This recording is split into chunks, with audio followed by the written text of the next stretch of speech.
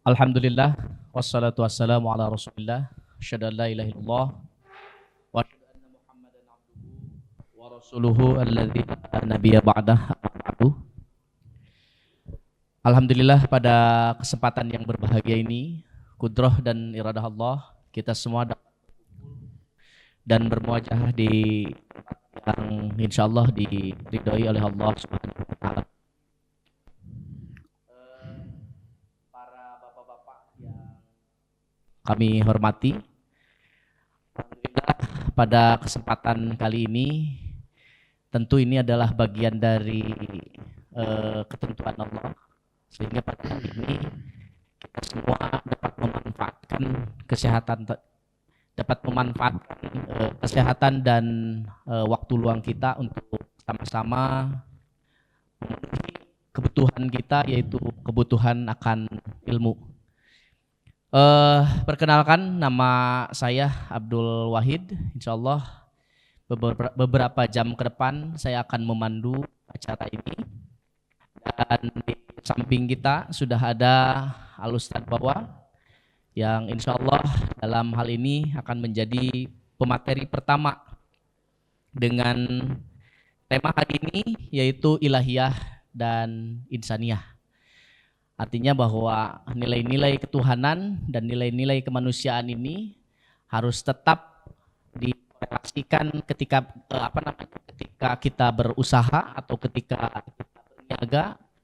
Nilai-nilai ini harus ada dan insyaallah akan dikupas tuntas oleh Al Ustadz pada hari ini. Alhamdulillah wa syukru ala ni'amillah. Asyhadu an la ilaha illallah wahdahu la syarikalah wa asyhadu anna Muhammadan abduhu wa rasuluhu alladzi la nabiyya ba'dah, amma ba'. Ihwatu iman rahimakumullah. Alhamdulillah di sore ini kembali halaqah iktisadiyah memulai lagi dengan hari yang berbeda. Biasanya beberapa pekan yang lalu hari Rabu, sekarang insya Allah kata pribumi akan ditetapkan hari Kamis. Ya tentu ini kan bukan sekedar rencana dan upaya ikhtiar, tapi sudah ada takdir ilahi Rabbi, qada qadar Allah Subhanahu wa taala, termasuk hari ini memulai kita kajian di halaqah iktisadiyah ini dengan situasi dan kondisi di mana di beberapa pekan-pekan ini semua sibuk dengan liburan keluarga. Jadi hari ini juga mungkin masih banyak keluarga yang liburan karena terbawa oleh anak-anak. Entah orang tua yang ingin membahagiakan anak atau orang tua memanfaatkan anak untuk ikut berbahagia. Jadi kalau nganter budak atau memanfaatkan budak gitu. Nah itu kan tinggal yang mana saja, dua-duanya bisa, dua-duanya tidak ada masalah. Hanya memang demikian, Islam mengajarkan bagaimana supaya ada yang namanya kalau bahasa umum disebut repressing ya. Repress itu kembali ini repressing. Saya sampai hari ini masih ingat tulisan dengan Haji Aep tuh waktu akan ke Surade. Itu ada tulisan di mobil, di belakang biasa di mobil itu ada tulisan ulah gawe wae ulin atuh gitu. Belah dia ulah gawe wae bae dina ulin atuh. Bagi itu cek supir kata teh. Jika kata supir yang bawa mobil di belakang tulis jadi ulah gawe wae ulin atuh. Ari cokolot ka budakna ulah ulin wae gawe atuh kan gitu. Ternyata supir itu memadukan antara gawe jeung ulin gitu. Jadi emang gawe bari ulin. Jadi ulin teh naon? Gawe. Nah, mohon maaf sedikit saja, yang repressing hari ini pun, di pekan ini pun banyak yang ke wilayah-wilayah wisata, mereka pressing untuk apa? Ya healing. Tapi ternyata ada orang yang tiap harinya bekerja di travel, bahwa rombongan keluarga yang healing, yang refreshing, ternyata bagi keluarga yang diantar itu refreshing, tapi bagi yang mengantar adalah bagian dari doingnya, pekerjaannya. Nu ieu mah ulin, nu ieu mah gawe. Nah, jadi duanana aya. Jadi nu gawe aya di mobil eta teh, nu ulin oge aya. Jadi keluarga ulin, nu mawa nama gawe. Jadi sebenarnya antara istirahat dengan bekerja itu sulit untuk dipisahkan sebenarnya. Mengapa? Quran menyebutkan A'udzubillahi minasyaitonirrajim, fa idza faragta fansab wa ila rabbika farghab. Fa idza faragta, apabila engkau telah selesai melakukan suatu pekerjaan, fansab, maka ya lakukanlah pekerjaan yang lain. Jadi selesai satu pekerjaan, mengerjakan yang lain, bahwa yang namanya istirahat itu hakikatnya kerja. Istirahat teh kemana? Capek seulin teh. Lain nggak capek teh geus gawe seulin nu capek teh, Pak. Jami capek lamun geus gawe, geus ulin.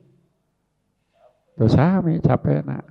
Jadi ulin capek gawe oge capek, matak mending gawe bari ulin. Nah, hadirin ihwatu iman, rahimakumullah. Ini di sore ini tadi di judul besar, insya Allah nanti yang season kedua itu bisa lebih melengkapi karena di sana ada tentang ilahiyah dan insaniyah. Kita ambil hanya satu saja. Ini bagi manusia yang harus bersifat ilahiyah, ketuhanan itu ternyata ada harapan. Allah SWT menginginkan kepada kita untuk thalabul rizki, mencari rezeki itu hendaklah karena Allah Subhanahu wa taala. Dimilai rezeki itu karena Allah Subhanahu wa taala. Mengapa di dalam surat Al-Ankabut Allah berfirman, innalladzina ta'buduna min dunillah la yamlikuna lakum rizqan. Jadi orang yang kamu sembah selain Allah, apapun selain Allah, mereka tidak memiliki rezeki untuk kamu. Jadi tidak ada yang menjamin rezeki kecuali Allah SWT. Maka pesannya, fabtagu indallahi rizqa. Mohonkanlah, harapkanlah sisi Allah adalah rezeki, wa'buduhu, dan beribadahlah, washkurulahu, dan bersyukurlah. Ilaihi turja'un, kepadanya lah kamu akan dikembalikan. Di pesan Allah, dia mengingatkan kepada siapapun dia bersujud, menyembah, tetap mereka yang dijadikan sembahan itu tidak akan memberi rezeki sedikit pun. Ini mohon maaf, kalau ada yang menyembah berhala, berhala mana yang mampu memberikan rezeki bagi dirinya? Tidak ada. Karena rezeki itu semua yang menanggung Allah Subhanahu wa taala. Wa ma min dabatin fil ar illa 'alallahi rizquha. Tidak ada yang hidup yang merayap di muka bumi di Sunda mah teu aya anu kumelendang di bumi iwal tanggungan Allah rezekina. Kata siapa? Rezeki itu sulit. Kata siapa? Rezeki itu mudah. Dan ternyata sulit dan mudah itu Allah berikan kepada setiap orang. Hari ini susah. Kemarin kita susah. Besok apakah lebih susah? Tidak juga kan. Hari ini mudah, kemarin mudah. Apakah esok mudah juga? Nah, dalam Quran disebutkan fa inna ma'al usri yusron, bahwa beserta kesulitan itu ada kemudahan. Jadi gampang jeung hese teh dina tempat nu sarua, situasi nu sami. Apa contohnya yang paling mudah? Kalau ada orang yang capek lagi jalan menanjak, ripuh dan naon nanya wae tinggal malik wae. Ya, tinggal malik. Lamun ripuh nanya tinggal malik naon? Mudun pan hirup mah kitu, Pak. Maka ada pertanyaan anu sok ribut teh pan aya tanyakan emen, tanyakan naon, Bu? Tanyakan nagreg. Nah, pertanyaanna di mana aya puduna nagreg? Kan aya tanyakan nagreg, pudunana di mana, Pak? Tuh, tanyakan yang pudunana di dinya keneh. Ya, nanya kaluhur mudun tinggal kahanap. Jadi sebenarnya kalau orang agak ya susah menghadapi hidup, nah dari pikiran Pak susah teh. Lamun teh di pikiran ada mah susah. Susah saja di pikiran. Coba aja kita lihat anak-anak kita. Bapak nama ngahulang we tuluy, Pak. Mikir tuluy. Budakna anteng, budakna mana teu mikir, Pak. Maka resep saya sampaikan kepada siswa atau santri, kalau menghadapi ujian soal, jika tidak ingin pusing, jangan dipikiran. Tong dipikiran. Ngajawab bisa, jawab, tidak bisa, entok, beres. Maha capek. Malahan ayah santri, nalika di naima soal, ti hiji, ti ke 10, ti bisa ngajawab. Ngan jujur jawabannya kumaha, di handap tulisan wallahu alam bisawab. Wallahu alam bisawab. Panggil oleh asat ustadznya. Nah, saya tengah jawab, wa maos abi mah teu tiasa. Cukuruna sarua bapak ge sarua teu bisa. Nah, jadi sebenarnya susah dan mudah itu ada pada situasi yang sama. Kapan kita ingin membuat sesuatu susah dan kapan dianggap kita mudah. Tapi ingat, di balik susah itu ada kemudahan. Bahkan saya pernah menyampaikan, bahkan sering di beberapa tempat, rahmat dan musibah itu pada satu kejadian sering terjadi. Kejadian yang sama, mohon maaf, ada orang yang tertabrak, itu musibah. Ketika dia musibah, dibawa ke rumah sakit. Untuk rumah sakit apa? Musibah juga? Tidak. Saya sakit, ini saya sakit. Datang ke dokter, saya kan musibah, sakit. Kalau untuk dokter gimana? Oh kan gitu.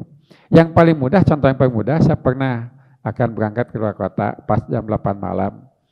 Masuk di pom bensin, sudah mau ngisi, sudah dibuka, untuk diisi oleh pegawai, tiba-tiba listrik itu padam. Saya berdua dengan supir spontan, innalillah wa inna ilaihi raji'un, musibah. Tapi pegawai di luar rumah, alhamdulillah. Kira-kira mana yang salah, Pak? Atau dua-duanya benar? Dua-duanya benar. Bagi kami berdua saat itu musibah, bagi pegawai apa rahmatnya? Istirahat. Bagi pemilik perusahaan, punten Pak Presiden, ini listrik padam, jangan lama lah, 1 jam aja gimana Pak? Bagi pegawai kumaha? Nyata diakui dah, alhamdulillah ke pegawai mah istirahat. Tapi bagi kita pemilik gimana? 1 jam terproduksi, komo sapoe kan gitu. Jadi ternyata itu yang mesti diyakini oleh semua, di balik musibah rahmat, bahwa musibah dengan rahmat itu kadang-kadang bersamaan. Saya hari ini misalnya pakai jam tangan, rusak jam tangan kan bingung, Pak. Karena bukan ahli. Dulu ada jamaah yang dia ahli, ya entah sekarang masih tidak, masih servis atau tidak. Toko-toko besar di Bandung yang biasa terima servis jam tangan, kalau sudah tidak sanggup, para pegawainya diserahkan pada seseorang. Maka orang ini yang bisa memperbaiki jam itu. Bukan 1, 2, puluhan pekerja di beberapa toko di kota Bandung tidak sanggup diserahkan pada orang ini. Maka orang ini punya kelebihan dari yang lain. Ternyata dia walaupun di rumah, ordernya tidak kurang. Mengapa? Coba saja di Bandung itu berapa toko servis jam kalau dulu. Kan lebih dari 10. Mereka tidak sanggup, minimal 10 orang nggak sanggup. Ini seorang kan 10 jam yang mesti dia perbaiki. Maka di sanalah mengapa servis jam ahlinya menggunakan apa? Ya itu kaca itu ya, supaya perbesar. Sebab kalau kecil tidak mungkin Pak. Hanya yang kaca perbesar itu jangan dipakai ke pasar. Nah, ningali naon? Leunca disangka ya jeruk sabaraha leunca itu Pak. Gitu. Ningali tadi juga naon Pak. Tadi panleutik dianggap naon Pak. Dupieu tongko sabaraha tuh. Tementak ulah dianggo ke pasar natam. Nah Allah mengingatkan bahwa apa yang disembah oleh kalian tidak memberi rezeki sedikit pun. Kenapa? Rezeki itu adalah Allah yang menanggung. Ini mohon maaf. Mukmin, kafir, rezekinya tanggung oleh Allah. Cuma ada pertanyaan, suka ada yang muncul. Kenapa ini kafir maju, sedangkan muslim tidak ya tertinggal? Saya katakan, jangan melihat contoh di sini. Banyak yang muslim yang maju, kafir tertinggal. Mohon maaf, di Indonesia, kenapa banyak yang muslim yang perlu dibantu? Karena kita mayoritas banyak. Coba di tempat yang lain. Banyak yang kafir yang perlu dibantu. Bahkan di kita dikenal beberapa tahun disebut apa? Ya, eksportir pembantu rumah tangga. Ternyata di negara kafir pun ada eksportir pembantu rumah tangga bekerja di negara muslim. Di orang mah dunungan anak kafir, di itu mah dunungan anak muslim. Kan tergantung di mana beradanya kan. Nah maka dari sinilah rezeki yang Allah tetapkan sudah pasti setiap orang. Apa yang Allah pesankan? Fabtagu indallahi rizq. Mohonkanlah, harapkanlah rezeki itu dari Allah Subhanahu wa taala. Mengapa dipesan seperti itu? Ada lanjutannya. Wa'buduhu, dan beribadah pada Allah, washkurulahu, dan bersyukurlah. Jadi kita hanya dua tugas kita. Beribadah, dalam ibadah itu ada syukur. Apa syukur itu? Apa yang Allah berikan kita memanfaatkan sesuai dengan kehendaknya. Punya tangan untuk apa? Punya kaki untuk apa? Mata untuk apa? Digunakan sesuai dengan kehendak Allah, itulah syukur. Hanya bahasa di kita beda syukur dengan syukuran, itu aja. Orang mau ibadah haji yang betulan berangkat misalkan, tidak melakukan syukuran dianggap apa? Padahal syukur itu ucapan alhamdulillah. Dan ucapan yang paling tinggi ketika mendapatkan nikmat tidak ada yang lebih kecuali ucapan alhamdulillah. Coba aja nampak. Bangun tidur kita baca alhamdulillah. Akan tidur kita baca bismillah. Sebelum makan bismillah. Setelah makan alhamdulillah. Apalagi? Mengapa bangun tidur kita hamdalah? Karena ada orang yang tidur tidak bangun lagi. Ya. Dia tidur tidak bangun lagi, terus meninggal. Ada yang makan tidak terus makannya, ada. Banyak orang lagi makan meninggal. Bahkan lagi enak-enaknya makan dia keluar yang masih di tenggorokan keluar meninggal dunia.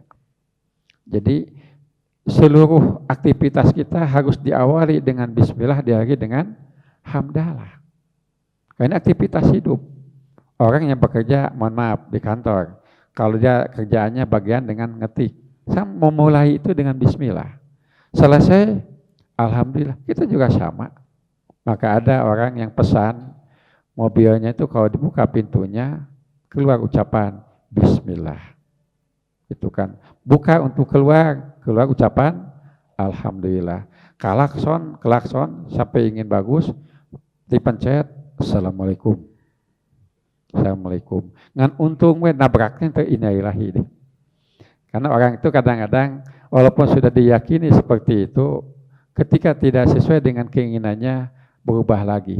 Saya di kampung dulu tahun 80-an, ada pengusaha sukses di kampung, dia punya usaha jual beli beras. Karena saking suksesnya dia beli mobil angkutan. Judul tulis di depan itu titipan ilahi mobilnya itu. Berapa bulan dia miliki, tabrakan, hancur mobil itu. Lalu dijual, saya tanya, Pak Haji kenapa mobilnya dijual? Rusak, hancur. Jadi itulah titipan ilahi sampai kapan? Sampai hancur mobil itu. Nah itu jangan dianggap kalau selama titipan ilahi, kalau rugi, sama. Untungnya titipan ilahi, rugi pun titipan ilahi. Ini yang kadang-kadang kita salah. Seolah-olah kalau untung saja, pada rugi juga menjadi bagian. Saya masih ingat, ya guru saya Ustaz Romli, ketika menumpang pada sebuah mobil dari ya kawan saya, kebetulan ganti mobil. Kata Ustaz Romli, ya budak geus ganti deui cenah mobilna. Jeung Ustaz ieu teh mobil gentos teh doa sepuh, nalin ditulis atuh. Kan doa sepuh nalin ditulis, bilih tabrakan. Kartos Pak. Ya kan mobil ini dapat ganti karena doa sepuh, karena beliau sebagai sepuh, lalu ditulis itu saya menjawab bilih tabrakan. Karena ahli mantik dia tersenyum saja. Bilih kia tabrakan jeung doa. Tuh pan kitu tegenah Pak. Nah tabrakan doa sepuh kan bisa kitu ta masalahna mah. Maka ini sebenarnya yang mesti dipahami dengan ya mohon maaf ya dalam bahasa sederhana lah itu kita harus juga ya cerdik dan ya cerdas juga menghadapi sesuatu itu. Nah pesan Allah itu waskurulillah. Mengapa? Karena ilaihi turja'un, kamu semua akan dikembalikan kepada Allah. Punten. Ada yang usaha dari nol sampai sukses. Ketika sukses diraih, yang akan kembali kepada Allah itu apa saja? Ada orang meninggal dunia, ucapannya inna lillahi wa inna ilaihi raji'un. Yang dapat musibah, inna lillahi wa inna ilaihi raji'un. Makanya kenapa Allah Subhanahu wa taala memesan kepada kita, rezeki yang kita miliki, kita dapatkan harus sebagian diinfakkan, disedekahkan, minimal ada zakat. Karena sehebat apapun kita mengumpulkan rezeki itu, rezeki yang Allah berikan, tidak akan pernah puas. Kumpul-kumpul api sieun leungit, kumpulkeun terus kumpul-kumpul. Betul, saya katakan bahwa rezeki itu, harta itu tidak hilang, tetap ada, tapi pemiliknya kemana Pak? Awet tah barang nama, tapi nubogana kemana Pak? Maut. Makanya mengapa di musim sekarang Pak, mebel jarang yang senang jati. Karena jati itu adalah di mana pemiliknya sudah kemana barangnya. Sok tinggalian Pak no hayong ib. Ate mebel jati. Nah, ratusan tahun tah nebogana geus ka mana kan gitu. Karena orang itu biasanya mudah bosan, jenuh Pak. Ingin ganti yang baru begitu. Kalau dengan jati mah gitu we seumur-umur teh kan gitu. Jadi jangan dianggap kalau rezeki itu tidak kita keluarkan akan ada betul. Tapi ingat itu akan menjadi hisaban kita di akhirat. Aya ngan pikeun saha? Anak jeung pamajikan, aya jeung keturunan. Ketika kita pulang kepada Allah, maka rezeki kembali kepada Allah Subhanahu wa taala. Nah, ada pesan dari Allah Subhanahu wa taala pada kita dalam surat Al-Jum'ah. Kita masih ingat bahwa di Persis di Jamiah Islam berpuluh-puluh tahun beberapa generasi musafir itu wajib Jumat. Diawali tahun 90-an, terutama 94, saya ngobrol langsung dengan Ustaz Goji di Bangil. Coba kita kaji ulang. Pernahkah kita mendapatkan dalil bahwa Rasul Shallallahu Alaihi Wasallam ketika safar melaksanakan Jumatan? Itu kan menantang ucapan itu. Kita teliti buka 2007 Dewan Hizbah bersidang. Ternyata kesimpulannya karena tidak didapat satu dalil pun Rasul ketika musafir Jumatan. Tapi ada sahabat yang ketika safar beliau Jumatan, ada juga dia masih orang yang sama safar tidak Jumatan.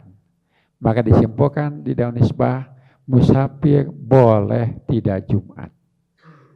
Bukan tidak boleh Jumat, boleh tidak Jumat. Kalau tidak boleh Jumat, napa? Hartos napa? Itu menang Jumatan. Kalau boleh tidak Jumat, ya Jumatan silahkan. Kalau tidak pun tidak apa-apa.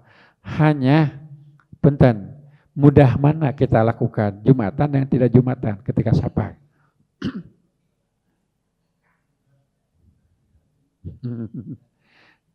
Bagi yang sudah biasa insya Allah tidak akan nyaman. Waktu Jumatan tidak Jumatan. Bagi yang sudah biasa kan. Tapi bagi yang mengingat bahwa berangkatnya sebelum subuh, berangkat, kan mandi Jumat itu kaitan dengan apa? Setelah salat subuh. Misalnya begini, kita berangkat hari Jumat jam 4 atau setengah 4. Udah mandi. Kemudian waktu Jumat di tempat di safar. Mudahkah kita juga untuk Jumat untuk mandi di tempat di perjalanan? Dikatakan mudah bisa, susah juga bisa. Maka ungkapan boleh tidak Jumat itu sebenarnya ini adalah pilihan yang paling memudahkan yang bersangkutan. Saya kemarin pesan sama Haji Aep, Pak Haji ulah Jumatan heula. Meh naon dugina enggak. Jadi kentos kunaon? Duhur dengan asar itu kan. Kalau tidak Jumatan, duhur dengan asar. Kenapa yang lain sudah lebih dulu? Musafir tidak wajib Jumat. Kalau kita menyatakan musafir wajib Jumat, berubah jadi boleh tidak Jumat. Tapi ulang hajakeun kieu we ke Jumatan da lajo nu Jumatan da ulah eta mah Pak. Haji Adang haja lumeh menang boleh da Jumat. Alajo we nama teu meunang kitu teh mah. Nah, itu latah talipu patah talipa kulubukum. Jangan kau berbeda, hatimu tidak akan pernah sama. Kita di mana beda mah hati teh bakal naon kaganggu kan gitu. Nah dalam rangkaian itu ada. Nah kalau di hadis di ayatnya dan lanjutannya kalau dalam sebab itu ada satu musafir boleh di Jumat, yang kedua kalau Jumatan lengkapi semuanya. Sejak apa ada tahiyatul masjid, kemudian juga intidor, setelah itu ada ba'da Jum'ah, ba'diyah Jum'ah. Kita lakukan juga. Selesai itu baru qomat untuk salat asar. Mengapa kesimpulannya? Tidak ada keterangan ya jama' asar ke Jumat. Namun boleh salat asar di waktu duhur. Itu kesimpulannya. Maka selesaikan dulu semuanya dengan badiahnya, setelah itu qomat untuk asar kalau itu dilakukan. Itu di putusan Dewan Nisbah. Nah, lanjutan dalam surat Jumat itu, fa idza qudiyatis shalah pangtasyiru fil ar. Apabila salat selesai dilakukan, menyebarlah di muka bumi, bertebaran di muka bumi. Islam menganjurkan, menyatakan sejak dulu bumi ini tidak besar, tapi bukan berarti kecil. Kalau dibanding dengan jagat raya, dengan planet yang lain, bumi sangat kecil. Tapi bumi juga bisa besar dibanding dengan benda yang lain. Nah, selesai Jumat silahkan menyebar di muka bumi, bukan di Bandung. Selesai Jumatan silahkan menyebar di muka bumi, bukan di Indonesia. Silahkan kemanapun yang kamu bisa. Untuk apa? Mencari kurnia Allah. Wabtagu min fadillah. Carilah, harapkanlah kurnia Allah Subhanahu wa taala. Apa kurnia Allah itu? Dan tanya rezeki. Iwatu iman dari sini kan ada yang berangkat benten ke Asia ya Selatan, Asia Timur, bahkan ke Eropa. Untuk apa? Kaitan dengan rezeki. Makanya tidak aneh, mohon maaf, ada jamaah entah sekarang masih atau tidak, dia kalau order mesin tenun itu di wilayah India sampai Pakistan itu sampai 1 bulan. 1 bulan di sana. Dia membawa dari Indonesia. Yang dia pakai Indonesia dibawa ke sana. Itu di sana sampai 1 bulan. Dalam rangka memasarkan. Ini melaksanakan apa? Pangtasyiru fil ar. Cuman dipesankan wabtagu min fadillah, harapkanlah oleh kamu kurnia Allah. Pesannya wadkurullaha katsiran. Ingatlah kalian kepada Allah sebanyak-banyaknya. Mana waktu kesempatan yang kita akan melupakan Allah? Tidak ada sebenarnya. Bagi muslim apapun akan menyebut Allah. Punten. Begitu kita keluar dari rumah baca apa? Oh, bismillahi tawakkaltu 'ala Allah. Bismillahirrahmanirrahim. Kemudian kita naik kendaraan. Bentar, naik kendaraan. Begitu duduk, kita akan memulai. Kan baca bismillah juga. Bahkan kalau kita akan sapar, baca apa? Doa untuk sapar. Ya, doa untuk sapar. Diawali dengan takbir, Allahu Akbar, Allahu Akbar, Allahu Akbar. Dan gitu. Subhanalladzi sahhara lana hada wa ma kunna lahu muqinin wa inna ila rabbina munqalibun, dan seterusnya.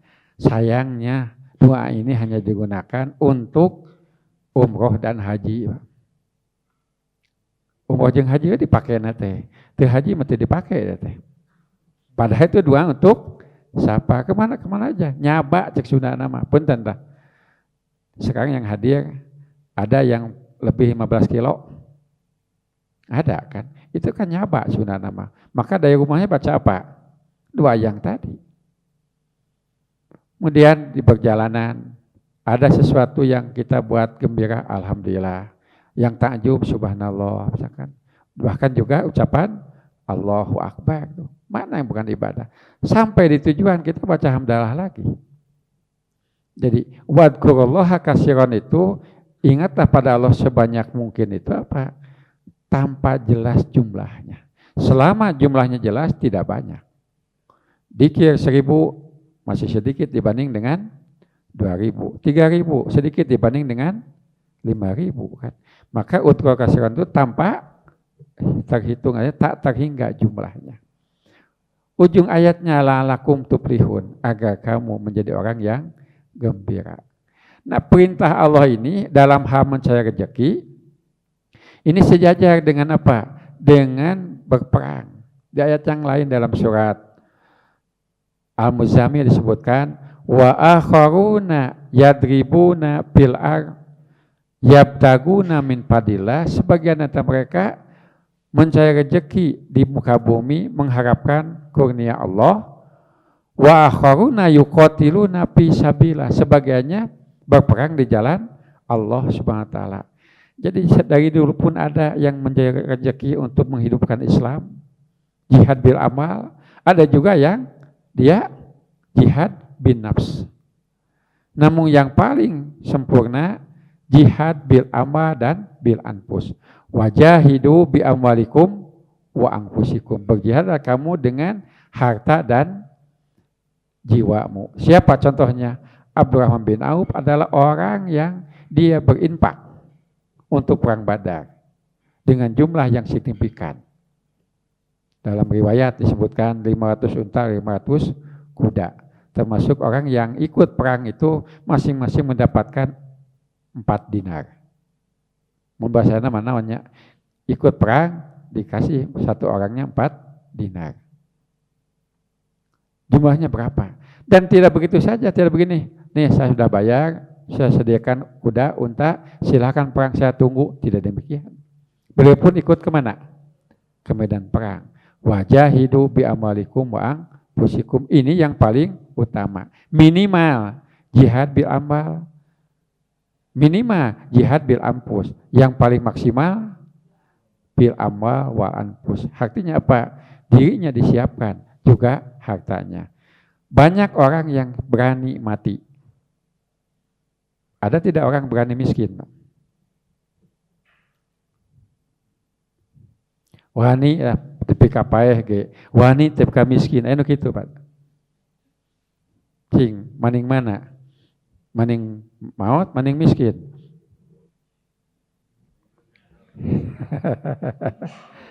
Ada pilihannya pasti kadinya apa gitu, pilihan mah. Karena memang itu. Karena yang namanya punten dunia itu kan semakin besar bukan semakin mudah untuk dikeluarkan. Apalagi kalau ada ungkapan saya yang capek kan, saya yang repotnya masa. Makanya di sini mesti ingat, siapapun di hidup dunia ini, kalaupun sukses, kesuksesan bukan atas dirinya. Atas apa? Izin Allah. Kita hanya diperintah untuk apa? Ikhtiar saja. Ikhtiar maksimal, ya ikhtiarnya optimal, nanti hasilnya akan maksimal. Mengapa? Bahayanya kalau itu dicap hasil hebatnya kita, apa bedanya kita dengan Qarun? Maka di Quran disebutkan ada dua manusia yang sukses, yang satu malahan menganggap ini hasil dirinya, yaitu Qarun. Innama utituhu ala ilmin indi. Saya dapat ini karena hebatnya saya, ilmu yang ada pada diriku. Tapi ada yang satu lagi, siapa? Nabi Sulaiman. Ketika mendapatkan nikmat yang begitu hebat, bagaimana? Jawab, hadza min fadli rabbi liyabluwani aashkuru am akfur. Saya kemarin ngobrol dengan seseorang, saya nggak sebut namanya tapi juga akan ketemu. Dia mendirikan rumah sakit, anaknya yang mengelola. Ternyata menurut pengalaman bahwa rumah sakit itu baru akan ya berbagi dividen ya BIP-nya itu setelah 7 tahun. Itu secara keumuman seperti itu. Hasil dari risetnya 7 tahun baru akan kembali modal dan juga akan baru dividen. Ternyata rumah sakit itu pas dibuka terjadi COVID. Tapi bismillah aja dibuka. Alhamdulillah rumah sakit itu penuh. Ternyata tahun pertama langsung berbagi dividen. Karena saya tanya berapa omsetnya ketika itu, nggak besar, 1 tahun 150 M. Kan artinya di sini apa? Dia menyatakan ini mah ya hadza min fadli rabbi liyabluwani an ashkuru. Ya. Ternyata saya tanya berapa sekarang? Alhamdulillah setelah itu tidak kurang dari 100 per tahunnya. Inilah bahwa mesti kita meyakinkan sehebat apapun yang kita dapat, punten bukan atas keahlian kehebatan kita, tapi bagaimana Allah menetapkan. Sebab kalau ada sedikit, ia mau menang di dia, ayat sifat naon sifat Qarun. Mata di lembur saya nukia, lamun tatanen sukses, pepelakan panen saya kumaha menang mang. Ia mah menang mang, daku mang hasilnya. Coba nalika rugi, kuberit atau napi ruksak, kumaha jawabna. Kersaning Allah subhanahu wa ta'ala. Pan gitu, lamun alus nepak dada, lamun goreng, tuh kalau. Pada dua-duanya itu, bagus pun bukan karena dianya, banyak kan yang hendak memanen, malam harinya habis. Kan banyak kejadian. Besok mau dipanen, malam harinya habis sama apa? Sama belalang. Bukan 1-2 hektar, ribuan hektar itu habis. Punten, ribuan hektar gandum habis oleh belalang. Berapa juta belalang itu yang Allah utus. Nah disinilah bahwa apapun yang kita raih disadari semuanya secara insani harus terima, secara ilahiyah ini adalah ketentuan dari Allah subhanahu wa ta'ala. Ini yang jarang kali kadang-kadang kita untuk selamanya menyadari bahwa ini adalah bukan kehebatan kita, bukan keahlian kita, tapi bagaimana Allah menakdirkan. Mengapa saya katakan ini? Di satu tempat ada daerah pengrajin, maka dia mengutus seorang untuk belajar ke negara yang memang ahlinya di bidang itu. Orang itu mendapatkan ilmu untuk mengolah dan memasarkan. Ternyata apa? Yang disekolahkan ke luar negeri itu tidak ada satupun yang maju. Tapi penduduk setempat, mohon maaf, banyak yang SD pun nggak tamat maju. Cing kira-kira mana anu salah, Pak? Nu SD-na teu tamat maju, sedangkan anu sakola di sampai ka luar negeri mah teu maju, mending nu mana, Pak? Saya punya kawan, punya jamaah, kebetulan mohon maaf sama juga SD nggak tamat. Dia kan berusaha, kata kawannya yang dia itu S3 mengatakan, mending jika si itu masih sebut namina, jika si itu naon sekolah S3 tamat maju cenah usahana. Di dia mah S3 sakieu we hirup teh kan gitu. Inilah yang dimaksud bahwa semua sudah ada takaran. Tidak perlu kita membanding-bandingkan. Bagaimana Allah telah menentukan seseorang itu dalam kehidupannya masing-masing. Bahkan mungkin satu saat ada orang yang secara gaji itu sama. Tapi kenapa kehidupannya beda? Ini adalah rezeki Allah yang menentukannya. Eta mah pengantar ti abdi manggalah pilih aya naon orang diskusi we ngobrol mangga. Oke, terima kasih kepada Al Ustadz yang telah memaparkan materinya begitu bergizi ya, bergizi. Baik, barangkali ada sesuatu yang ingin didiskusikan, silahkan untuk menyebutkan namanya dan silahkan apa yang akan didiskusikannya atau apa yang akan ditanyakannya. Tips menghadapi musibah. Ya, tip-tip menghadapi musibah. Begini, di Quran disebutkan bahwa sifat mukmin itu wabasyiris sabirin, berilah kabar gembira pada orang yang sabar. Apa sifatnya? Alladzina idza asobathum musibah. Apabila mereka ditimpa musibah, qalu mengatakan inna lillahi wa inna ilaihi rajiun. Semua ini adalah milik Allah dan kepada Allah akan kembali. Jadi yang pokok ketika musibah itu kita mesti bersabar. Apa sabar itu? Kesanggupan diri menghadapi sesuatu yang terasa berat, dia terima. Dengan apa? Lapang dada, dengan ikhlas. Mengapa harus meyakini tidak ada yang kena pada dirinya, manis ataupun pahit adalah untuk kebaikan bagi dirinya. Maka nanti begini, di hadis ada dua resep. Resepnya yang paling penting. Ajaban li amril mu'min inna amrahu kullahu khair. Mengagumkan urusan mukmin ini, seluruh urusannya menjadi kebaikan bagi dirinya. In asobathu sara'u syakaro.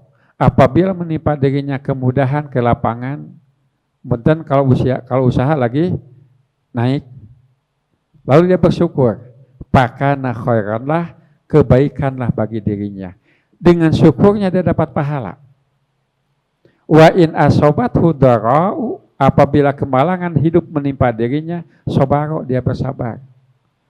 Pakana khairanlahu, maka dengan sabarnya itu menjadi nilai kebaikan bagi dirinya.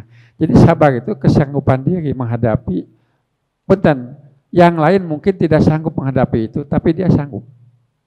Maka ini kesabaran harus dilatih. Jangan ada ungkapan, naon, dah sabar teh aya watasna. Punten, itu ungkapan yang salah. Sabar itu tidak boleh ada batasnya. Karena begini, ada orang menghadapi masalah, dua masalah sudah pusing, bahkan sudah sakit. Tapi ada orang menghadapi 20 masalah, malah semakin sehat. Mengapa bisa begitu? Nu yang harapan 2 masalah ya geus gering, anu 20 masalah sehat. Masalahnya hati. Maka harus siap. Salah satu orang yang, mohon maaf, Allah persiapkan untuk menjadi leader, jadi pemimpin, itu menghadapi masalah yang rumit ketika kecilnya. Masalah yang sulit. Bahkan saya baca dalam biografi salah satu tokoh kita, Pak Emil Salim, bapaknya Emil Salim, yang mengatakan, terpaklah anak kami dengan badai. Cina maksudnya, Pak. Terpaklah anak kami dengan badai. Mengapa Nabi Muhammad SAW sejak kecil menghadapi kehidupan yang begitu berat? Karena dia akan menghadapi kehidupan yang sangat berat. Diawali dari itu. Maka mohon maaf, anak-anak kita, saudara-saudara kita, yang hidupnya sudah dimanja sejak kecil, berbeda dengan yang waktu kecil tidak dimanja oleh orang tuanya. Mata kudu atoh aja, ayeuna mah orang atohnya. Baheula mah keuheul ka bapak teh. Boga bapak teh, boga indung teh, ayeuna mah atoh alhamdulillah ku indung jeung bapak dikitukeun jadi urang kieu. Ya, banyak orang bersyukur sekarang. Mengapa? Kalau saya dulu tidak oleh Bapak tidak, kalau dulu dimanja, saya tidak akan seperti hari ini. Karena kakak saya ternyata hidupnya beda dengan saya. Kan ada banyak seperti itu. Sebab orang yang dimanja tapi kan jadi lain. Punten kelah. Ada orang tua di Sunda yang salah. Budak orang mah ulah juga orang. Karunya ulah capek juga orang. Banyak pengusaha sukses di pribumi, anak-anaknya tidak boleh ikut. Tidak boleh masuk ke usahanya. Ulah juga bapak mah capek. Akhirnya kumaha. Akhirnya kan anaknya tidak punya keahlian, tidak punya kemampuan. Yang ada bagaimana? Sepertinya sayang sama anak, itu sebenarnya dia tidak menyayangi anaknya. Lihat saja saudara-saudara kita yang non-muslim, yang kafir. Saya juga melihat angkatan saya waktu di kampung, bagaimana? Karena sejak kecil dikondisikan dalam usaha, terus saja melanjutkan orang tua, bahkan lebih dari orang tuanya. Nah orang tua kita banyaknya bagaimana? Karunya budaknya ulah juga kolot, capek. Supaya tercapek kumaha disenangkan atau kumaha Pak. Jadi nyapekeun kolot akhirnya mapan. Nah ini jadi tip untuk menghadapi musibah itu kita pokoknya sabar. Sabar itu tidak ada batasnya. Apa? Ada cerita begini. Ada seorang wanita yang ketika dia tawaf itu di antara sekian banyak orang yang tawaf, dialah orang yang paling seolah-olah yang paling gembira, sepaling gembira. Waktu ditanya oleh seorang, ini kalangan tabi'in, bagaimana Anda, saya melihat seperti orang yang begitu ceria. Kata perempuan itu, saya ini orang yang menerima apa yang Allah telah tetapkan. Mengapa? Sebelum saya berangkat ke sini, suami saya meninggal, anak saya 3 meninggal, saya tinggal seorang diri. Coba, tina opat sekaligus dalam hidupnya meninggal. Begini ceritanya. Jadi ketika ayahnya menyembelih, anak yang paling besar itu melihat ayahnya menyembelih hewan.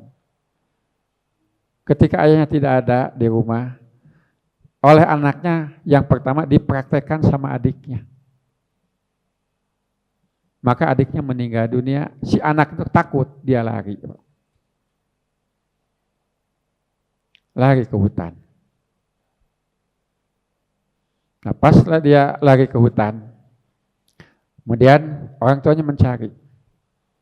Di hutan dia mati dengan serigala. Orang tuanya pulang dari mencari anaknya, kecapean meninggal dunia. Sang istri karena saking menghadapi seperti itu, dia lupa anaknya yang di dapur. Bagi dia menyambut suaminya meninggal dunia. Tidak sadar, Pak. Anaknya masuk ke tempat pembakaran, mati juga. Jadi dalam waktu tidak jauh, 4 meninggal dunia. 3 anak dan seorang suami.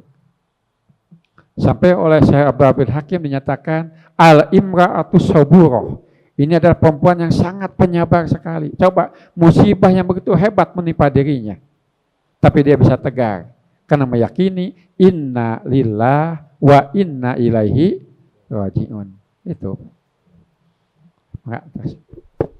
Mungkin satu lagi pertanyaan.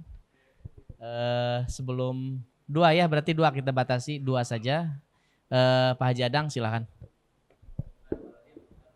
Ya, jadi begini, kalau kaitan dengan strategi bisnisnya usaha, itu kembali kepada masing-masing dan di zamannya. Karena dalam bahasa agama ada istilah, ada begini kan, ada ikhtiar, sabar, tawakal. Nah, ikhtiar, sabar, tawakal, hasil bukan, itu bukan tujuan, bukan kita yang mesti melakukan begini. Ada akan sabarnya apa?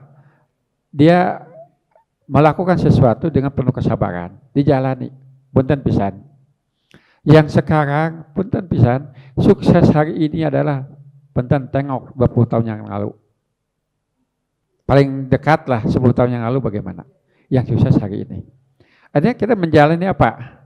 Step by step kan, langkah demi langkah. Nah ini sabar. Kemudian ikhtiarnya dia dilakukan terus. Nah, ikhtiar itu harus maksimal. Maka ikhtiar hari ini dalam jualan, dalam berdagang, kan ada tambahan yang lain. Kalau dulu kan offline, semuanya ada online kan. Ini bagian dari ikhtiar. Kemudian ini tawakal. Kalau tawakal itu ikhtiar sudah maksimal semuanya. Bagaimana kita menyerahkan diri kepada Allah SWT. Para sahabat seperti itu. Yang sahabat, lihat saja Nabi Muhammad SAW. Ketika beliau sebelum menjadi Nabi dan Rasul. Kan dalam dunia perdagangan, dalam niaga Nabi itu bagaimana. Ternyata ada kunci yang pokok. Apa? Kunci pokok beliau dalam berdagang itu adalah jujur kan. Maka kejujuran ini yang menjadi pokok. Hingga Khadijah mempercayai Nabi 100%. Jadi Nabi sendiri tidak merasa dia punya potensi. Tapi seorang Khadijah tahu Muhammad punya potensi yang begitu hebat. Maka diangkat oleh Khadijah kan. Diberikan kekuasaan yang penuh. Silakan, niagakan. Ternyata Nabi kan sukses. Hanya dalam sejarah, Nabi itu ditemani oleh Maisaroh. Ya tahu saya Maisaroh itu bukanlah perempuan, laki-laki, Pak. Karena tidak semua yang ujungnya tamabutoh, perempuan. Aisyah, perempuan. Fatimah, perempuan. Khadijah, perempuan. Kalau Syubah laki-laki. Mugiroh, laki-laki. Kan gitu. Jadi tidak semua yang ujungnya tamabutoh, nama bagi perempuan. Ada juga laki seperti Maisaroh. Jadi Nabi dibarengi oleh orang ini untuk melakukan perjalanan dalam niaga. Maka intinya kita hanya diperintah oleh Allah untuk ikhtiar maksimal. Urusan hasil bukan urusan kita. Hanya kesalahan di kita seringkali terjadi, menyesali bahkan merasa rugi. Karena ketika akan melangkah dihitung untung nah banyak. Berusaha ya. Hitung untung nawe. Begitu rugi bagaimana? Padahal kalau kita menghitung keuntungannya begini, kerugiannya begini, jadi kalau untung amisna kieu, pahitna kieu. Ketika pahit harus siap. Jadi pahit kudu siap, amis oke kudu siap. Yang paling dipentingkan kudu siap pahit. Maka hidup yang saya sampaikan, hidup itu harus siap pedih. Hirup teh kudu siap perih, tapi lain kudu perih, Pak. Lamun siap perih, nu batungan perih maneh nama biasa we. Tapi kalau kudu perih, kumaha? Atuh seumur umur, Pak. Didoakeun ku indung bapana teh, hirup teh kudu naon? Naik mobil unggah, turun mobil unggah, mobil bendak we jadi kenaik we. Da unggah mobil, turun mobil. Itu maksudnya jadi begini, maksud orang tua bukan itu yang dimaksud ya. Jadi kita seringkali terjebak dengan apa? Bahwa ikhtiar kita maksimal dengan manisnya, tidak menghitung dengan pahitnya. Maka kalau kita melihat bagaimana Nabi dan para sahabat dalam tarikh, mereka menjalaninya seperti yang biasanya lumrah. Karena usaha itu menjadi bagian dari kehidupan yang mesti dijalani. Secara tidak langsung setiap orang itu dituntut untuk jadi pengusaha. Hanya ada yang terus di sana, ada yang juga tidak. Ini sajalah. Apakah orang pernah membeli? Apakah pernah menjual? Saya pernah menjual. Saya pernah membeli. Pengusaha bukan, Pak. Kantos ngagale, kantos ngical. Kalau usahanya jual beli, dia pedagang. Kalau saya menjual, pedagang bukan. Belum tentu. Saya membeli, belum tentu juga pedagang. Tapi kalau Haji Ridwan, betul. Dia beli, dia jual. Itu baru jual beli. Tapi aya, Pak Haji Adang, agak wungkul teu ngical. Usaha sanes, Pak. Seseorang usahanya punten aja dalam hal ya jual beli ikan. Jual beli ikan. Kemudian dari hasil ikan itu dia beli mobil. Ketika dia beli ikan untuk dijual, usaha. Ketika beli mobil, kemudian mobil tidak lama dijual lagi, usaha bukan? Bukan. Maka dalam ikan itu ada zakat tijaro. Kalau dalam mobil tidak ada. Karena dia jual bukan dalam situasi jual beli mobil kan gitu. Jadi kalau lihat dalam tarikh, makanya mohon maaf ada tokoh Ar-Rijal Haula Rasul. Para sahabat sekitar Rasul, ada yang lebih sudah terjemah lama, itu 60 karakteristik 60 sahabat Nabi. Kita bisa melihat bagaimana mereka dalam kehidupannya. Ternyata kehidupan mereka itu yang namanya jual dan beli itu pasti mengalami. Hanya ada yang menjadi profesi, ada yang bukan profesi kan gitu. Ya. Baik Ustadz, ada satu lagi. Nanti Ya. kalau tidak diberikan kesempatan, saya khawatir minggu depan Penuh. kita kesini lagi. Penuh. Gitu.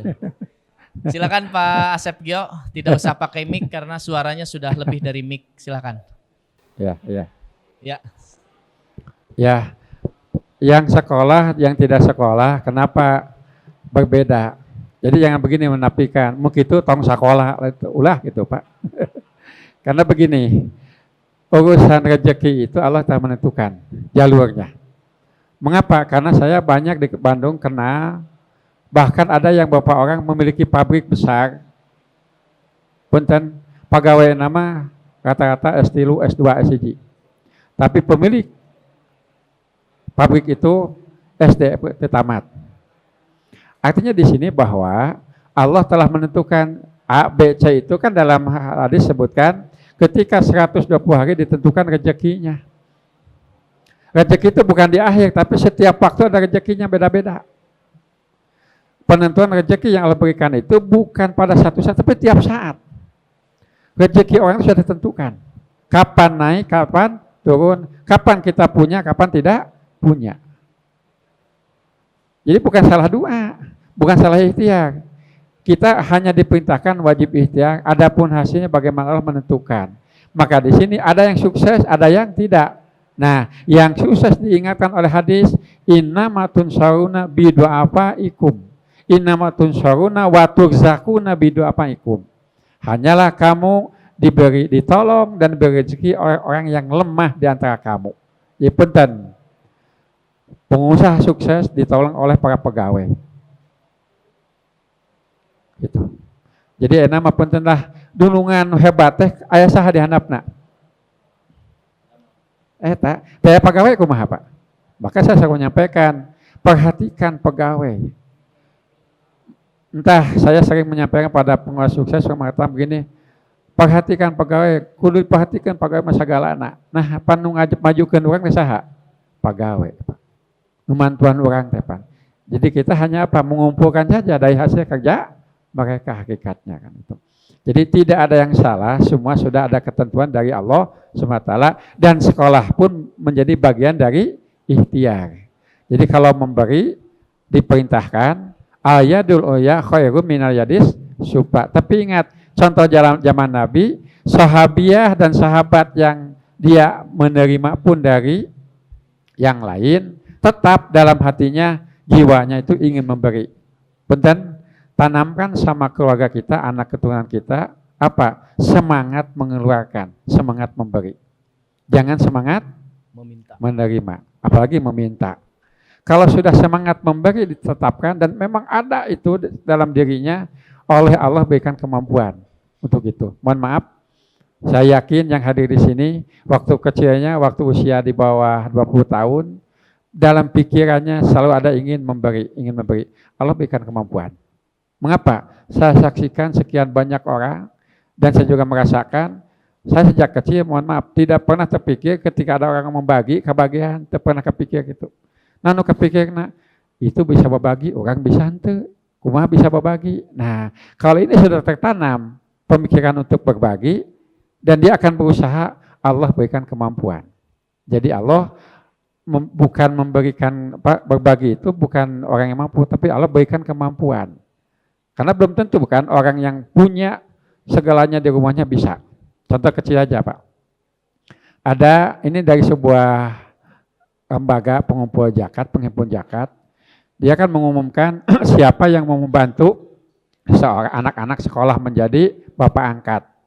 Ada rumah yang megah, ketika itu rumah itu asetnya lebih dari 5 miliar rumah itu. Dia hanya mengambil satu anak untuk dibiayai. Tapi ada rumahnya yang biasa-biasa, mungkin tidak masuk pada 1 M, tapi dia mengambil 4 anak untuk dibawa menjadi anak asuhnya. Pertanyaannya, mana yang kaya, Pak? Anu bumina saem ge henteu nyanak 4 budak. Nyak walakeun budak saha we? Ai anu 5 M kaluhur nganyanak hiji budak, mana nu beunghar hakikatna, Pak? Jadi sebenarnya bahwa kaya dan miskinku di mana? Di hati. Di hati, di ginan nafs, kaya jiwa. Oleh Allah akan berikan kekayaan kemampuan gitu kan. Jadi bukan dengan nilai sebenarnya, tapi bagaimana Allah memberikan kemampuan pada orang itu. Baik, terima kasih kepada semuanya penanya dan semua para anggota. Saya yakin bahwa tidak puas dengan apa yang disampaikan hari ini, sehingga pada akhirnya nanti kita akan mengadakan kajian-kajian ulang kembali, Ustaz. Dan memang karena memang waktu ini agak sedikit mepet, jadi penanya atau pendiskusi pun memang tidak kebagian waktu gitu. Jadi mudah-mudahan ke depan kita itu jam 4 itu sudah mulai supaya memang waktunya itu agak panjang kita berdiskusinya. Karena kalau sudah berdiskusi kelihatannya memang enjoy, dan kalau sudah berdiskusi bisa menemukan solusi dari berbagai masalah. Baik, hadirin yang berbahagia, ada beberapa catatan dari apa yang disampaikan Al-Ustadz tadi.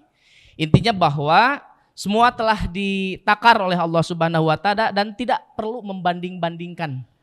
Jadi Pak Asep Gio tekedah ngabandingkeun rizki na Haji Aab sareng rizki na Abi gitu. Kan semuanya sudah ditakar. Yang kedua adalah kita hanya dianjurkan ikhtiar. Kita tidak hebat, tapi Allah yang memudahkan kita. Jadi tidak ada yang hebat, artinya bahwa pengusaha sebesar apapun jangan sampai terbesit bahwa saya hebat. Bilih aya katurunan Firaunnya sareng Qarun. Anu katiluna yang ketiga, segala sesuatu itu datangnya dari Allah dan tentu akan kembali kepada Allah. Semua apa yang Allah berikan kepada kita itu hanya titipan saja, dan tentu titipan ini bisa jadi adalah hak-hak orang lain yang kita titipkan, yang Allah titipkan kepada kita. Dan yang terakhir, mencari rezeki, mudah dan susah itu adalah paketan. Jadi mudah dan susah itu adalah paketan. Jadi tekedah susah-susah teuing da pasti lamun aya susah mah pasti aya mudahna. Hadirin yang berbahagia, sekali lagi kami ucapkan terima kasih untuk sesi pertama kita cukupkan, dan sekali lagi kami ucapkan jazakumullah khairan katsiran kepada Al-Ustadz yang telah memberikan materinya. Itu saja yang bisa disampaikan. Assalamualaikum warahmatullahi wabarakatuh.